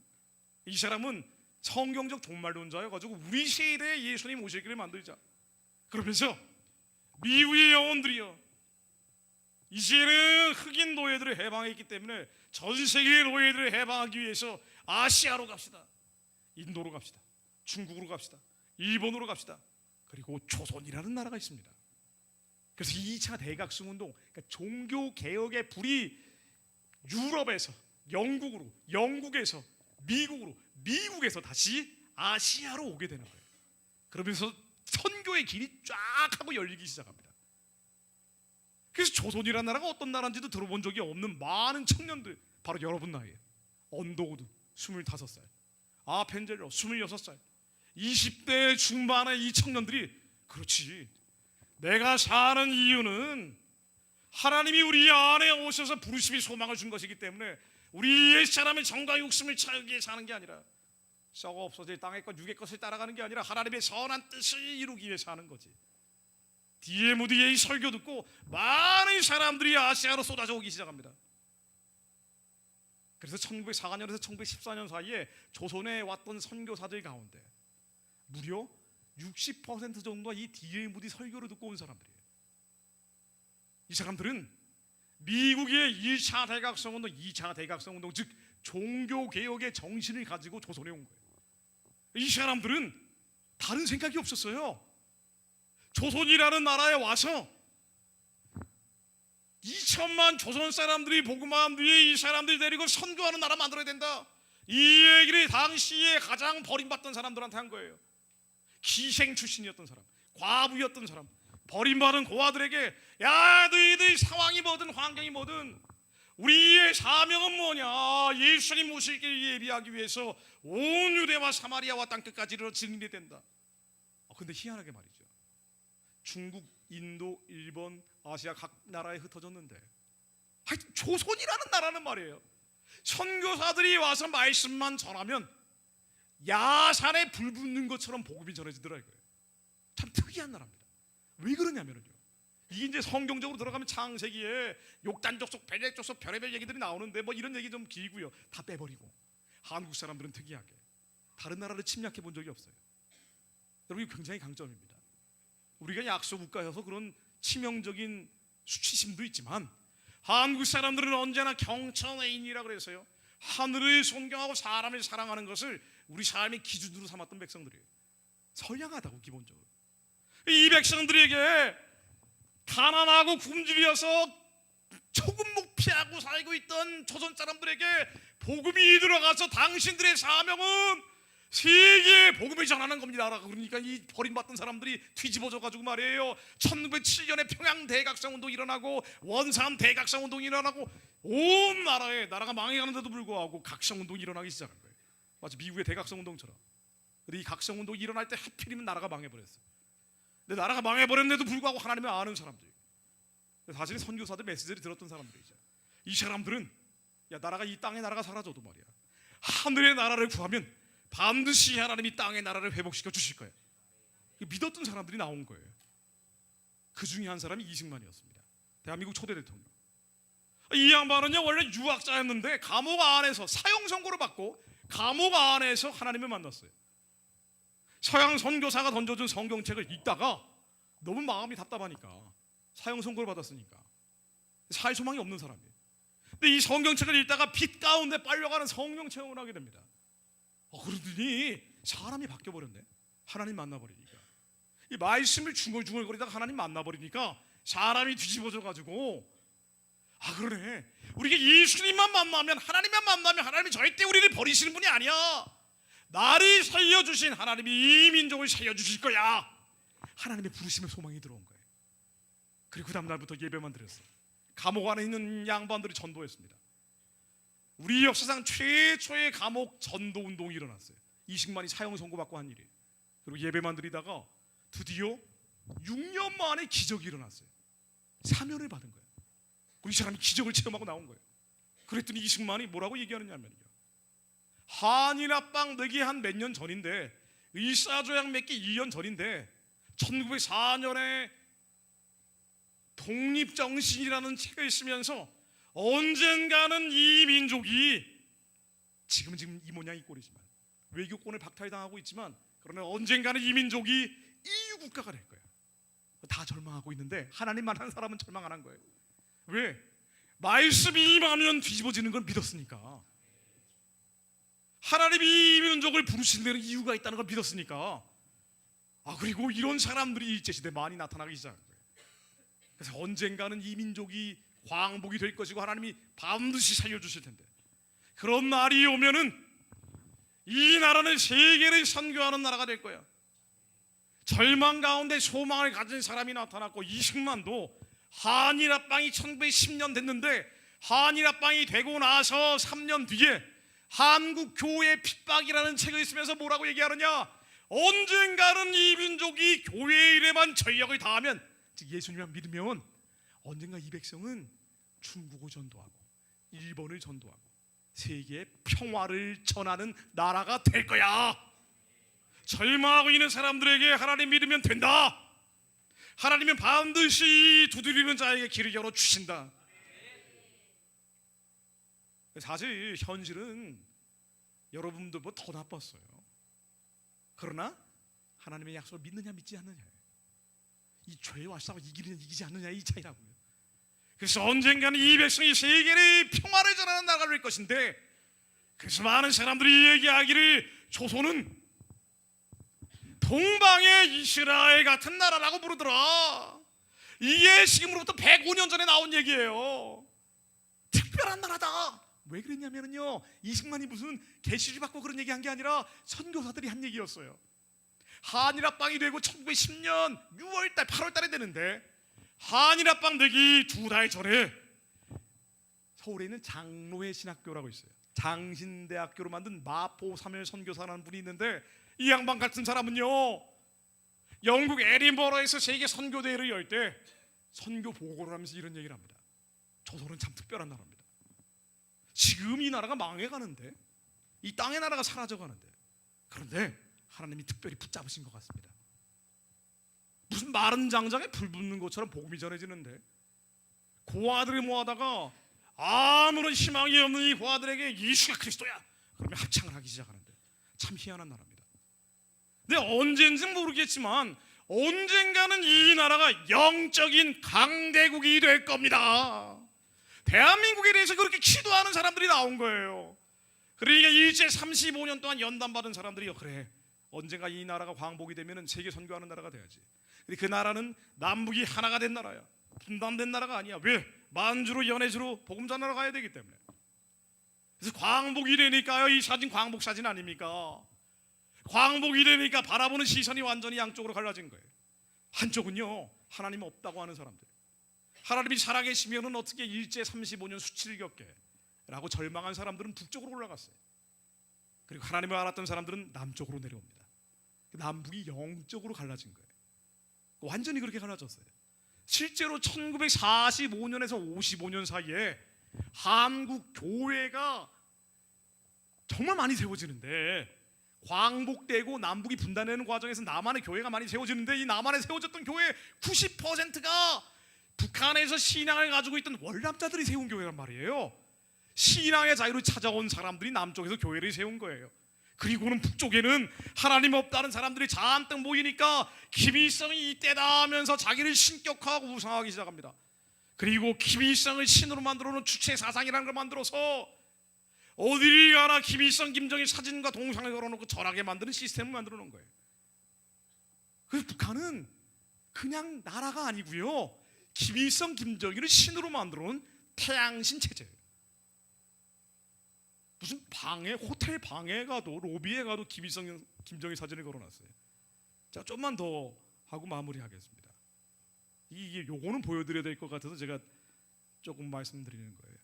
호텔 방에 들어가도 김일성, 김정일 사진, 도서관에도 김일성, 김정일 사진, 병원에도 김일성, 김정일 사진, 지하철에도 김일성, 김정일 사진, 장구 칠 때도 김일성, 김정일, 학교 도서관에도 김일성, 김정일, 보육원에도 김일성, 김정일, 가정집에도 김일성, 김정일, 딸방에도 김일성, 김정일, 미싱할 때도, 출산할 때도 김일성 사진을 배지를 만들어서 김정일과 함께 걸고, 우표도 김일성, 돈도 김일성, 책도 김일성, TV 틀어도 김일성, 어디 하나 김일성 얼굴로 도배를 해놓고 이걸 신이라고 얘기하는데, 북한에서는 노동신문에서 뭐라고 얘기하느냐? 김일성은 태양신이라고 주장을 해요.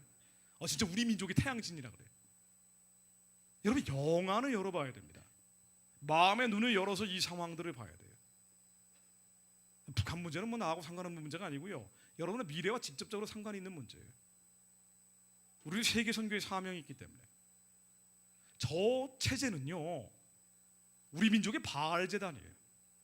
저 정권은 아세라 제단입니다. 김일성, 김정일을 신으로 만들어놨어요. 김일성이 한번 앉은 의자는 아무도 못 앉도록 말뚝 박아놓은 거예요. 김일성 수령님이 이용하신 의자, 김일성이 지나가다가 사과를 보면서 따먹었어요. 수령님이 맛보아 주신 나무라고 돌판 새겨놓은 거예요. 요거는 김일성이 지나가다 볼링을 친 게 아니고요, 자세히 보면은 위대한 수령 김일성 동지께서 몸소 보아주신 볼링공이라고 돼 있어요. 그리고 그 밑에는 모조품이라고 돼 있어.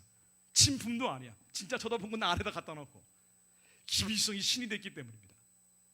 이거는 김일성 아들 김정일, 그 손자 김정은이 보아주신 느티나무라고 되어 있습니다. 김일성, 김정일에 이어서 김정은도 신이 됐기 때문에 김정은도 말을 줘요.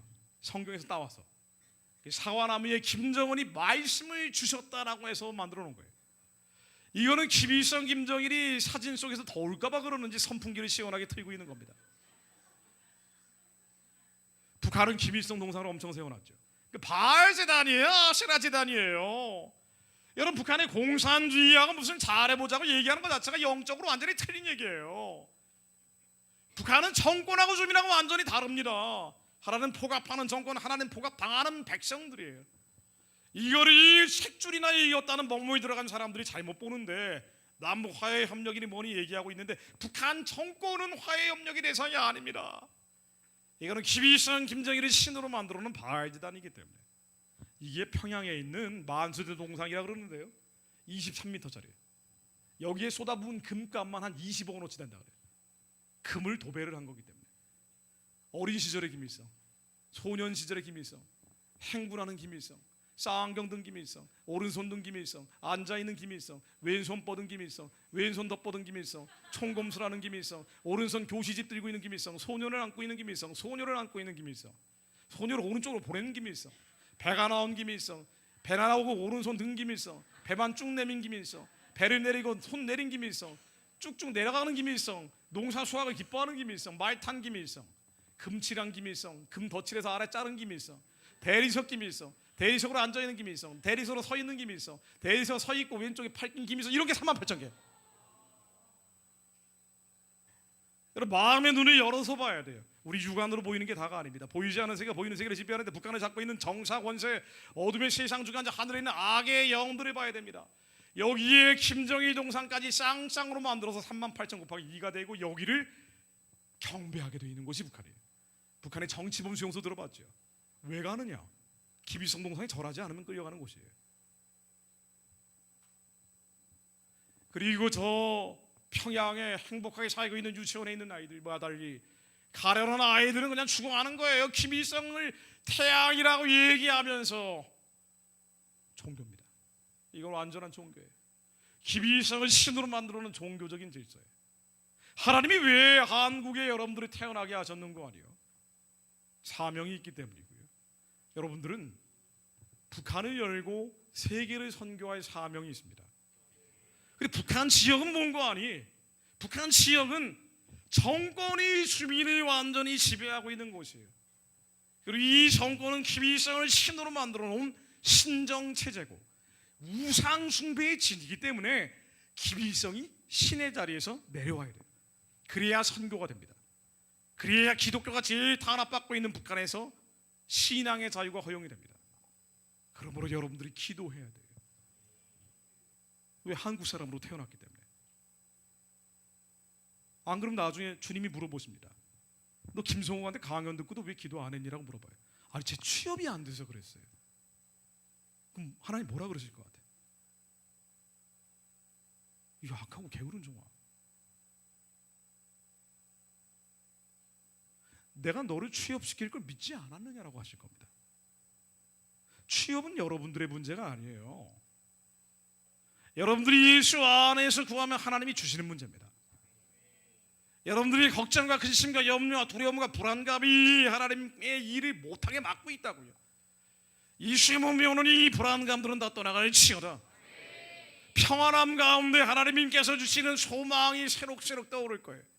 그리고 마음속에 울림과 떨림과 진동, 북한 기도하지 말라고 해도 나오게 됩니다.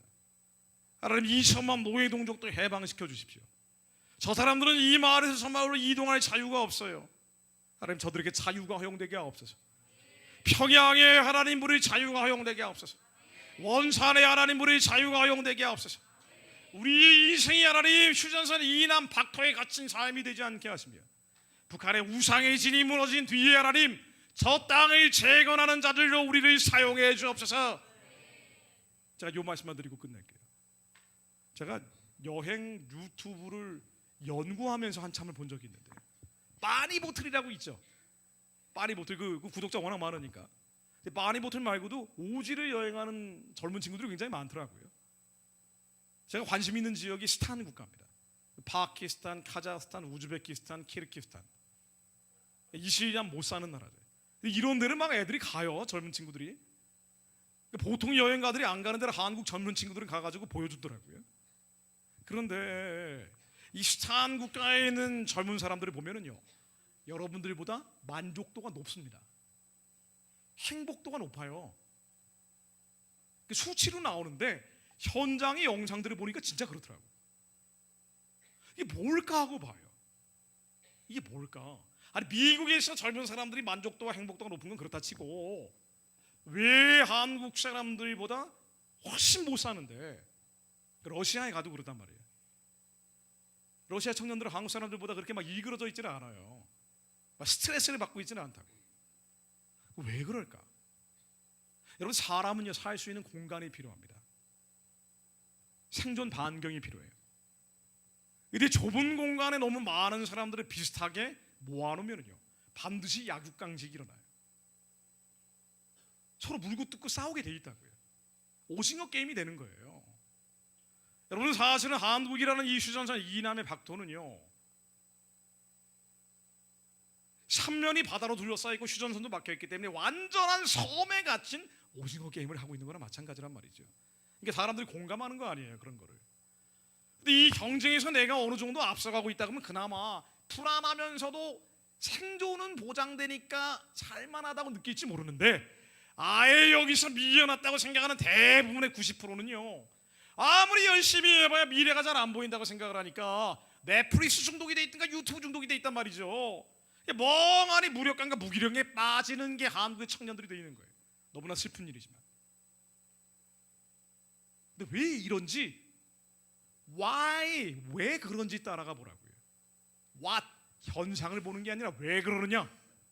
너무 좁은 곳에 너무 많은 사람들을 교육 수준 높고 가둬놨어요.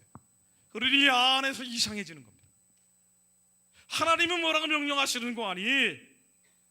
마지막 때 내가 반드시 예수 그리스도가 부활할 것을 보게 될 것인데 온 유대와 사마리아와 땅끝까지 이르러 내 증인이 되라, 증인이 되라고 명령하셨어요. 가만히 있지 말고 온 유대와 사마리아와 땅끝까지 이르러 증인이 되라, 뻗어가라는 거예요.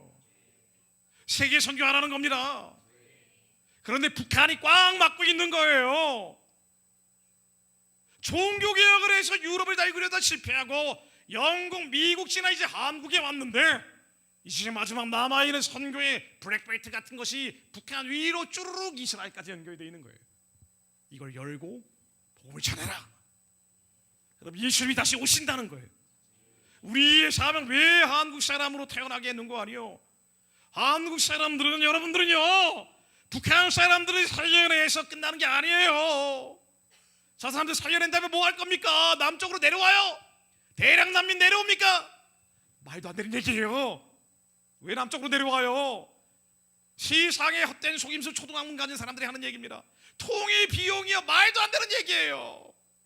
여러분들은요, 북한 사람들 살려내서 북한을 재건하게 됩니다. 북한 땅에 학교 짓는 사람들이 돼야 돼요. 북한 땅에 성전 짓는 사람들이 돼야 돼요. 북한 땅에 교회 짓는 사람들이 돼야 됩니다. 그 사명 때문에 여러분들이 한국에 태어난 거예요. 제2의 언더우드, 제2의 아펜젤러가 돼서 아무것도 없는 황폐한 저 북한 땅을 새롭게 재건하는 영적 재건의 일꾼들이 돼야 됩니다. 그래서 지금 이 시대에 여러분들이 살고 있는 거예요. 북한을 영적으로 재건해서 하나님 모르는 사람들이 저 땅을 탈취하기 전에 하나님이 믿는 사람들이 저 땅을 재건해서 살려낸 사람들과 함께 만주로 연해주로 뻗어가야 됩니다. 여러분은 휴전선 이남에 갇혀 사는 게 여러분들 운명이 아니에요. 가두리 양식장에 갇혀 사는 게 운명이 아닙니다. 여러분들이 이 좁은 박토에 갇혀가지고 아무것도 못한 채 절망감과 상실감과 패배감에 젖어 사는 게 여러분들의 운명이 아니에요. 죄와 싸워야죠. 그러나 영적인 싸움과 함께 여러분 지적인 통로가 열려야 돼요. 하나님께서 이 시대에 여러분들을 부르신 것은 북한의 우상의 진을 멸하고 뻗어가라는 겁니다. 그리고 이 뻗어가기 위해서는요, 여러분들이 죄를 가지고는 이 사명을 감당할 수 없어요. 여러분 안에 하나님 나라가 이루어지지 않으면 이 사명 감당할 수 없습니다. 아니, 내가 맨날 열등감에 젖어 있는데 어떻게 북한을 열어요? 내가 맨날 자기 연민에 빠져 있는데 어떻게 2천만 백성들 살려냅니까? 내가 맨날 넷플릭스 중독돼 있는데 어떻게 저 사람들을 구해내냐 말이에요. 북한 사람도 북한 사람이지만 그 다음에는 200만 조선족이 있고 70만 고려인이 있고 14억 인구의 중국 사람들이 있고 스탄 국가들이 계속 나오는데 어떻게 할 거예요?